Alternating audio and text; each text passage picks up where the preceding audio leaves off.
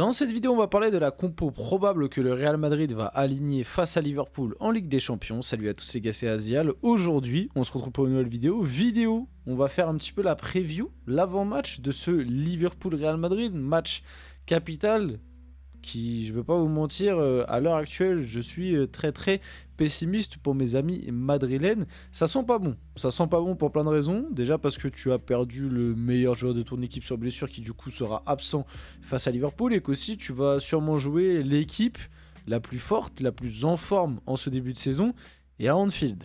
Donc vraiment contexte très particulier.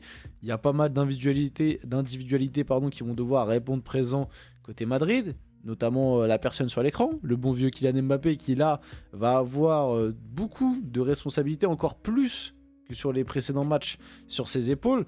Donc on va voir un petit peu tout ça, on va parler de la compo probable annoncée et moi ma compo un peu idéale qui finalement ressemble un peu à la compo pro là, parce que je vais pas vous mentir qu'il n'y a pas 150 000 options côté Real.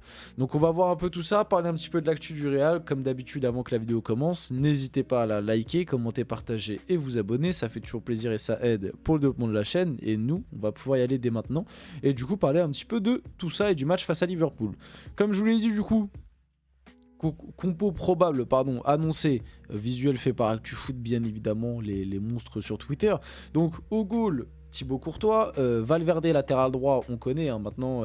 Moi les gars, j'ai bien peur que Valverde il finisse la saison latéral droit, pour plein de raisons. Déjà du fait qu'il soit meilleur que Lucas Vazquez si on doit être honnête. Et quand je dis finir la saison, je parle surtout dans les gros matchs. Parce que je pense que dans les matchs de Liga, Lucas Vazquez aura encore une fois du temps de jeu, mais vu le niveau de performance de Valverde latéral droit, bon après ça reste qu'un match face à Leganés, ok, on va attendre de voir un petit peu sur la durée, notamment là ça va être un test face à Liverpool et en plus il va avoir un beau petit client je pense, Valverde, mais j'ai vu des choses très intéressantes et Valverde je pense est un meilleur joueur globalement que Lucas Vazquez, donc attention Valverde, t'es pas à l'abri de le voir finir la saison latéral droit parce que je crois que le Real a pas l'air trop chaud pour recruter à ce poste là cet hiver, donc Valverde pourrait carrément finir la saison latéral droit. On aurait en défense centrale Rudiger, Raúl Asensio qui pour le moment fait bien le taf.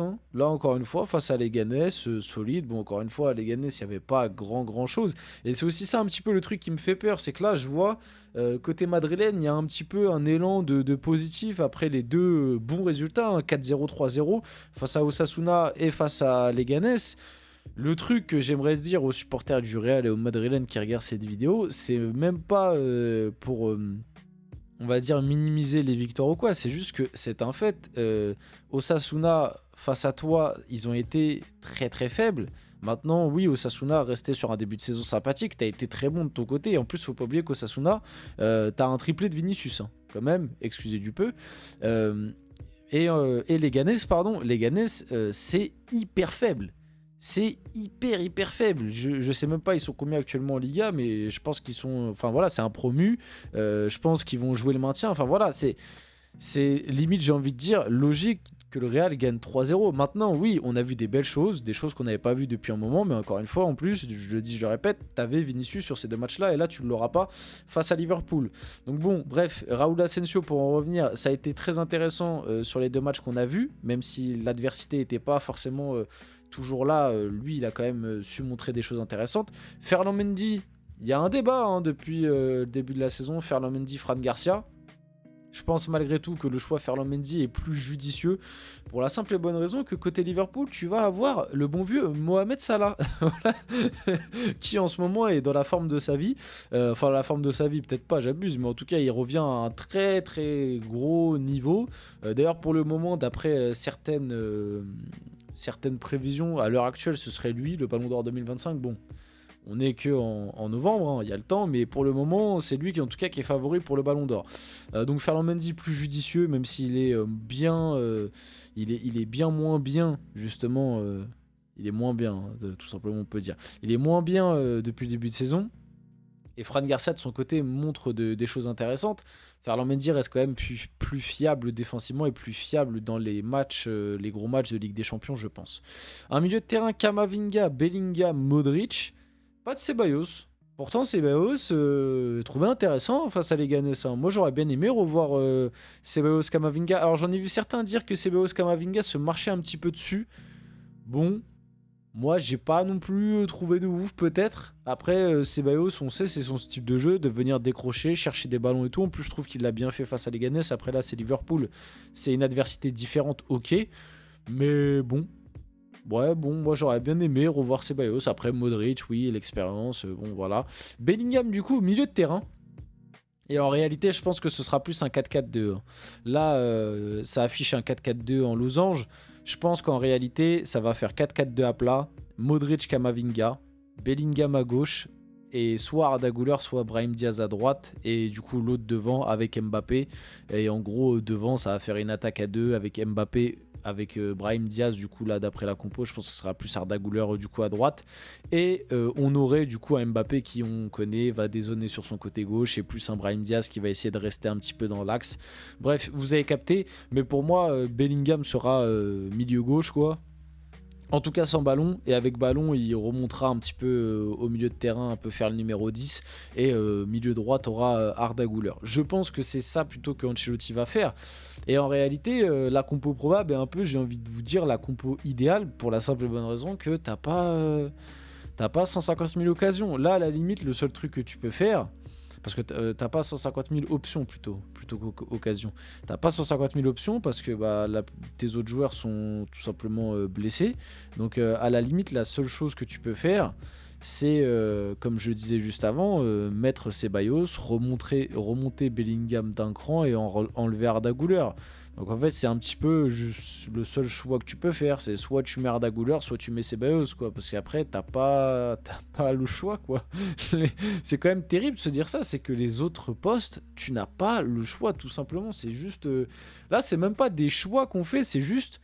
T'as que eux. Voilà, au milieu de terrain, Kamavinga, Modric et Bellingham, t'as que eux. Enfin, comme je viens de le dire, sinon tu mets Ceballos et du coup tu remontes Bellingham d'un cran à la place d'Arda Güler. Mais c'est tout. T'as pas d'autre option. Devant, pareil. Là, t'as Arda Güler, Brahim Diaz et Mbappé. Ta seule autre option, c'est Hendrick. T'as rien d'autre, sinon. T'as rien d'autre. Et derrière, j'en parle même pas. Derrière, c'est pareil. À part des jeunes et Ferland Mendy, Fran Garcia, où là, t'as un petit choix. Mais bon, Ferland Mendy est plus apte pour la Ligue des Champions, je pense. Sinon, le reste, pareil. T'es Rudiger, Asensio, t'as que eux. Et Valverde latéral droite, tu peux faire jouer que lui. Enfin, après, sinon, c'est des jeunes. Mais voilà, c'est le Real Madrid actuel, quoi. Ça montre aussi un petit peu de faiblesse dans l'effectif. Mbappé, on va en attendre beaucoup de lui, bien évidemment, devant, parce que ça va être à lui, principalement, aussi Brahim, parce qu'il est dans une bonne dynamique de faire la différence. Du coup, Brahim Diaz devrait être titulaire face à Liverpool. J'ai mis ça juste pour noter, parce que cette info est sortie avant l'annonce de la blessure de Vinicius. Donc ça veut dire que Brahim devait être titulaire de base, même si Vinicius était là. Donc je pense que Ancelotti serait parti sur un 4-4-2 avec Brahim à droite, Bellingham à gauche, Vinicius Mbappé devant. Je pense que c'était ça un petit peu le plan. Donc voilà, je voulais juste le noter que Ancelotti et le Real comptent encore sur Brahim Diaz. C'est pas parce qu'il n'a pas été titulaire face à Leganés qu'il est passé derrière dans la hiérarchie. Et d'ailleurs, Brahim Diaz mérite bien plus de temps de jeu au vu de ses prestations. Je le dis, je le répète, hein, si Brahim Diaz s'appelait par un nom un peu plus bling bling, il aurait sûrement déjà sauté le bon vieux Kylian Mbappé. Le communiqué d'Eder Militao sur X, alors bon, ça remonte un peu, mais je voulais quand même en parler et le rappeler. Nous connaissons la nécessité de défendre le blason du Real Madrid, nous devons et pouvons donner beaucoup plus, mais quiconque croit que nous allons aborder ne connaît pas notre histoire à la Madrid. Donc il a bien évidemment publié ça après sa blessure et après la mauvaise période du Real. Juste pour dire que ce serait pas mal. Donc déjà, on souhaite encore une fois, même si on l'a déjà fait, bon rétablissement Eder Militao. Et c'est juste pour signifier que ce serait pas mal que le Real Madrid aille chercher peut-être un défenseur central. Même si là, d'après les derniers échos côté Madrid, ils ont pas l'air chauds de recruter. Bah, je trouvais ça quand même dommage. Il y a aussi cette info qui est sortie officielle, le Real Madrid jouera au Lusail Stadium le 18 décembre. Kylian Mbappé retournera dans le stade où il a connu son prime 2 ans après. Il s'agira de la finale de la Coupe internationale. Le truc qui me fait rire avec ce genre de truc, c'est que là, ça gêne personne. Non, là, il n'y a pas de problème de calendrier, les joueurs surchargés, je sais pas quoi. Non, là, ça gêne personne quand on va jouer des finales de coupe de je sais pas quoi, la coupe internationale, intercontinentale, pardon. Voilà. Là, quand il y a du business, quand ça rentre des 10 millions par match, là, Carlo Ancelotti et Florentino Pérez, ils parlent pas de calendrier surchargé et de blessures, hein. C'est quand même marrant à des moments. Et pour finir la vidéo, le Classico des légendes aura lieu le 15 décembre à Tokyo. Ce match est organisé pour rendre hommage à Andrés Iniesta, fraîchement retraité. Qui dit légende dit Roberto Carlos, Xavi, Luis Figo, Rivaldo, Casillas, Mascherano, Rafael Marquez. Tout ce beau monde sera présent. Quel régal, pardon. Du coup, on aura un Real Barça des légendes le 15 décembre à Tokyo. Je pense qu'il sera diffusé. En tout cas, on verra sûrement des extraits et ça fait plaisir. On finit la vidéo là-dessus. J'espère que cette vidéo vous a plu. Si c'est le cas, n'hésitez pas à la liker, commenter, partager et vous abonner les gars, c'était Azial et on se retrouve très rapidement pour une prochaine vidéo.